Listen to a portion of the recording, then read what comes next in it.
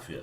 I'm Philip Neimark, the founder of the IFA Foundation International, and I'd like to welcome you to one more iteration of the weekly ifascope. I'm having to do this one again because the dog's barking, and on this dreary day here in South Florida, it's hard to even get enough light in here, although it looks pretty good, I guess. At any rate, for those of you not familiar, the weekly ifascope is a look at the events of the coming week that will happen to everybody. Events do, and they will all be different. And there's not much that we can do about that on a group setting. But there is something we can do about it on an individual setting, and that is we can listen to Orunmila, who has seen and listened to and heard for thousands of years every possible permutation that exists. And from that, you will get away from your knee-jerk response, that automatic response, and begin to use that which Orunmila knows is the best for you, getting the best results out of this Odu. It's worth considering and worth doing. At any rate, this week the Odu is Obi Okunda. Those two very strong, pieces. On the everyday temporal side, it is Obi, that big bang. Everything is shooting out, and creating opportunities and creating, do-overs and all kinds of things for you. And you think, hey, that's great. But what is really important is that you pick the right opportunities, the long-term opportunities, not the short-term, hey, this is going to be great for you, opportunities. You're only going to be doing those again in a week or 2 weeks. Let's go for the long term and see what happens. On the emotional spiritual side, it's Ogunda, and that is a sign of get your work done.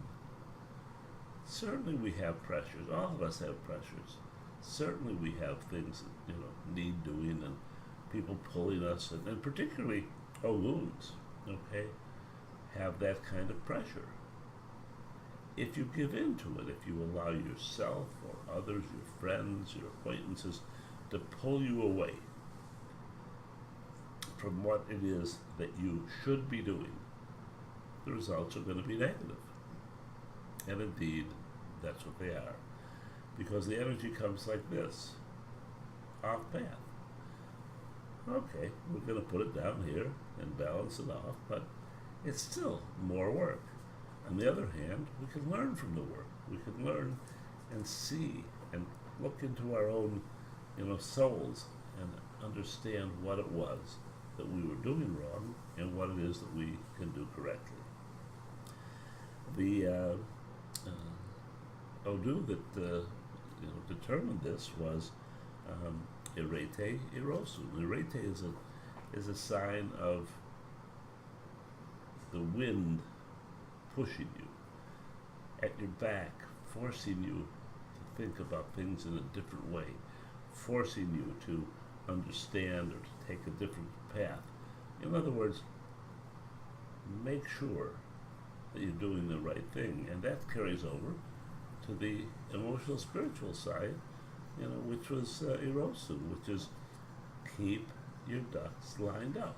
Make sure you're doing the right thing. If you do, it'll be all right. If you don't, then you end up here instead of here. At any rate, it's not a tragedy, and it's certainly, not the worst thing that's happened, but let's make it better. The area of impact is going to be our relationships, and nobody wants to have bad relationships or to have trouble with relationships. God knows they're difficult enough to begin with. So let's give that a pass and get it straightened out and go forward with our work.